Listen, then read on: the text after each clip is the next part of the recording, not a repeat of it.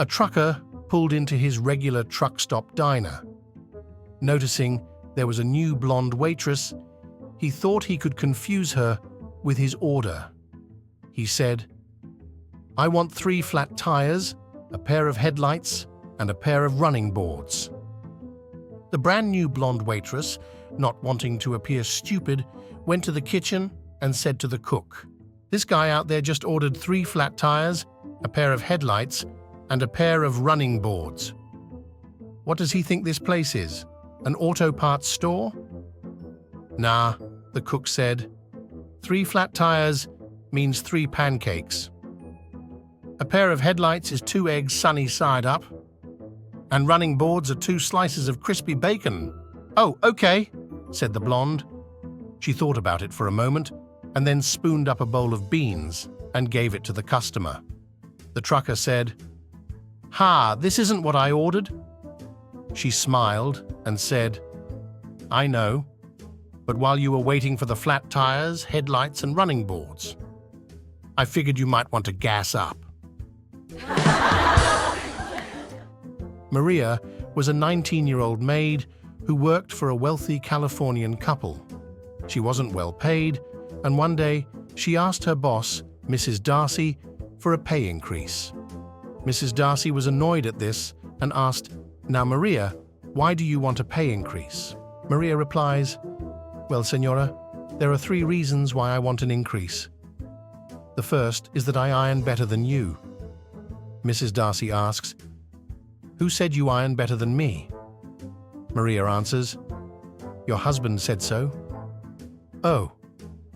Maria continues, "The second reason is that I am a better cook than you." Mrs. Darcy scoffs, "Nonsense. Who said you were a better cook than me?"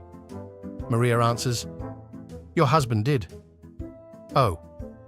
Maria finishes, "My third reason is that I am a better lover than you." Mrs. Darcy demands angrily, "Did my husband say that as well?" Maria grins, "No, Senora, the gardener did."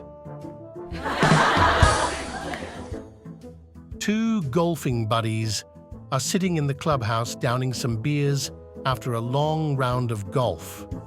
One of the guys says, "I don't know what to get my wife for her birthday. She has everything, and besides, she can afford to buy anything she wants. I'm stumped." His friend thinks about it for a second and then says, "I have an idea. Why don't you make up a certificate that says she can have 2 hours of great sex any way she wants it? She'll probably be thrilled." The first guy does just that. The very next day, his friend asks, "Well, did you take my suggestion? How did it turn out?" She loved it. She jumped up, thanked me, kissed me on the mouth, and ran out the door yelling, "I'll see you in 2 hours!" Dean, the town postman, is retiring after 50 years on the job. So he jumps in his USPS van and collects the last parcels from the post office and sets out on his last round. He drops off a few parcels at the local library. The librarian smiles and presents him with a leather-bound volume of the complete works of Charles Dickens. "Here you are, Dean. We know how much you like reading. Since you're retiring, you've got plenty of time for it now."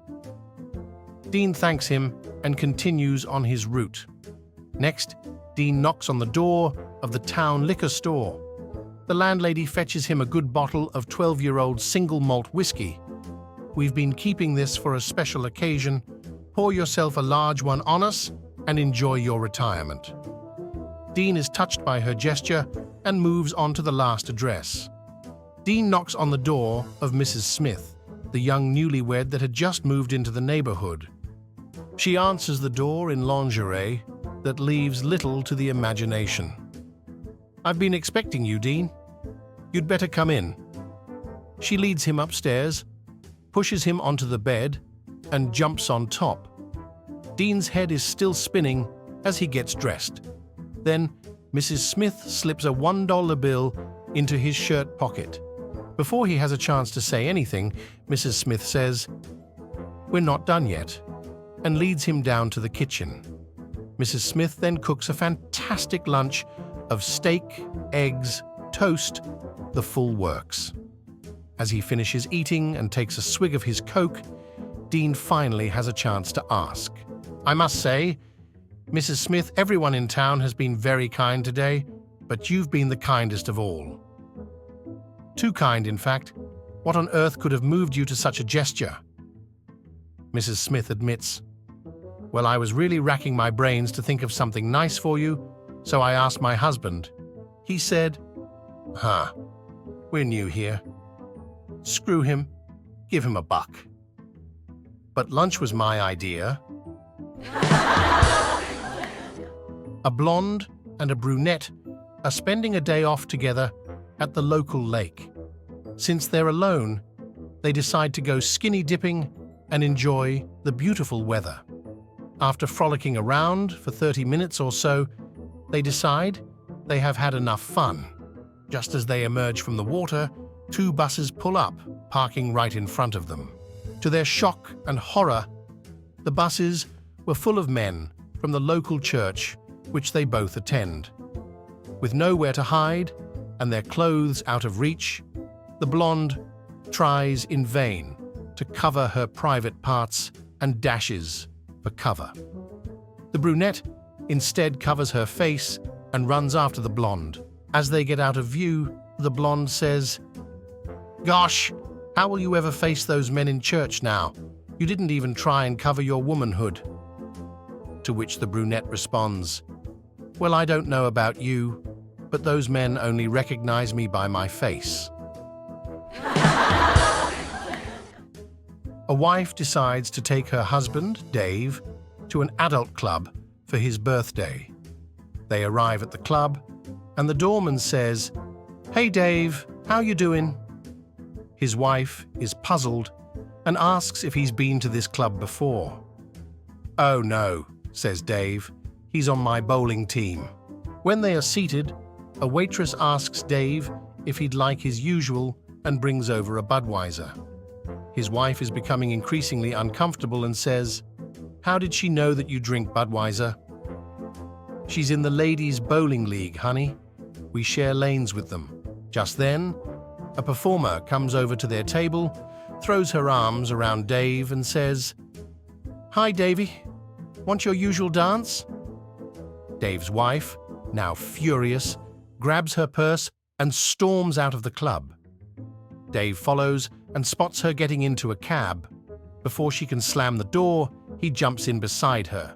He tries desperately to explain how the woman must have mistaken him for someone else, but his wife is having none of it. She is screaming at him at the top of her lungs, calling him every name in the book. The cabbie turns his head and says, "Geez, Dave, looks like you picked up a real feisty one tonight." A small church had a very attractive, big-busted organist named Karen. Her breasts were so large that they bounced and jiggled while she played the organ. Unfortunately, this distracted the congregation considerably. The very proper church ladies were appalled. They said something had to be done about this, or they would have to get another organist. So one of the ladies approached Karen very discreetly about the problem and told her to mash up some green astringent persimmons and rub them on her nipples and over her breasts, which should cause them to shrink in size. But she warned Karen not to taste any of the green persimmons because they are so sour they would make her mouth pucker up and she wouldn't be able to talk properly for a while. The voluptuous organist reluctantly agreed to try it. The following Sunday morning, the priest climbed into the pulpit and said, "Due to circumstances beyond my control, we will not have a sermon today." 2 prostitutes were riding around town with a sign on top of their car which said, "2 prostitutes, $50. A policeman, seeing the sign, stopped them and told them they'd either have to remove the sign or go to jail. Just at that time, another car passed with a sign saying, "Jesus saves." One of the girls asked the officer, "How come you don't stop them?" "Well, that's a little different.